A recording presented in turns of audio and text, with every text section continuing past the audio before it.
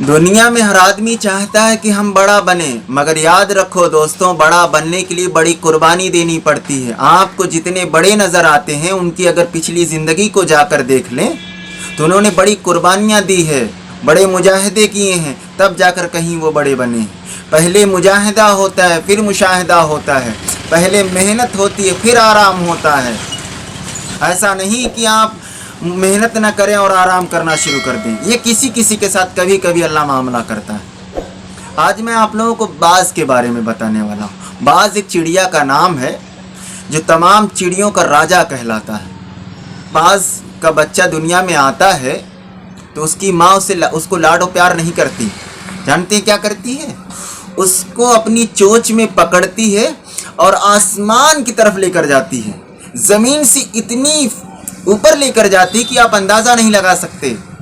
फिर वहाँ पहुँचकर उसको छोड़ देती है। वो बच्चा गिरता है, चूँकि अभी पैदा हुआ है, उड़ना नहीं जानता, तो वो नीचे गिरता है। जब गिरता है तो उसको लगता है कि अब मेरी मौत यकीनी है। तब जानते हो बच्चा क्या करता है? वो अपने पर को फड़फड़ाता है। उसका पर गीला होता है, धीरे धीरे सूखता है, पर को फड़फड़ाता है, उड़ने की कोशिश करता है, अपनी जान को बचाने की कोशिश करता है। कहते हैं आदमी जब मरता है तो क्या नहीं करता है, जब मौत पर आ जाती है तो आदमी बहुत कुछ करने लगता है। ऐसे ही वो बाज़ का बच्चा जब देखता है कि अब तो मैं मर जाऊंगा, मुझको कोशिश करने लगता है।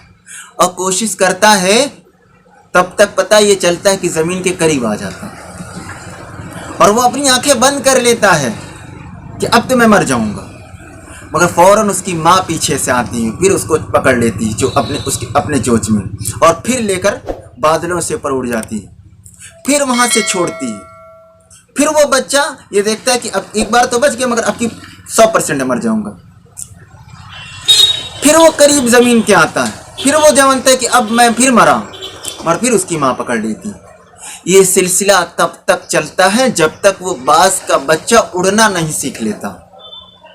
दुनिया के अंदर हर जानदार को उसकी माँ खिलाती है, मगर बाज़ के बच्चे को उसकी माँ नहीं खिलाती है।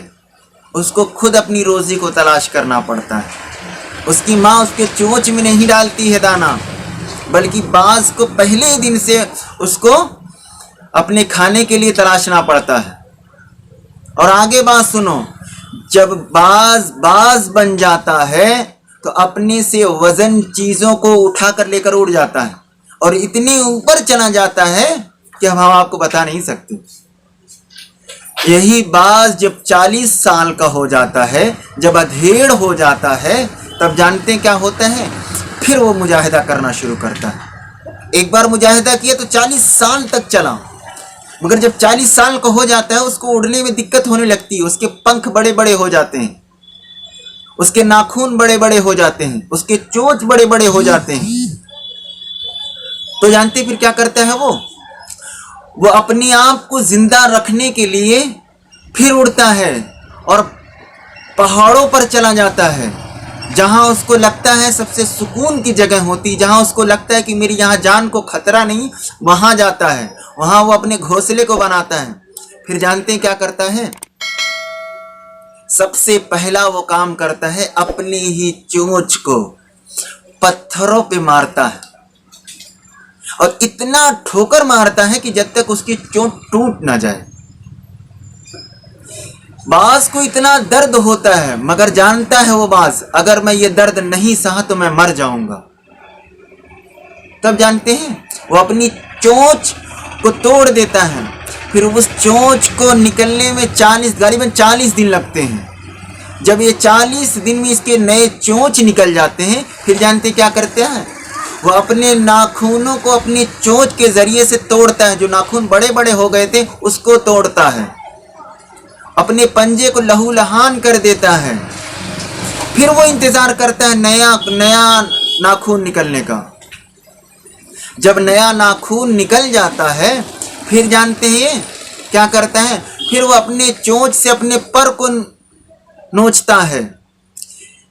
एक एक पर को जब खींचता है तो बाज़ लहूलुहान हो जाता है। बाज़ को बहुत दर्द होती है, बाज़े मरतबा बाज़ मर जाते हैं। मगर उनको पता होता है कि अगर हमने इस पर को नहीं नोचा तो फिर हम उड़ नहीं सकते। वो पूरी बदन को, अपने जितने उसके बदन पर होते हैं सबको नोच डालता है, फिर वो इंतजार करता है कि अब बदन पर आए।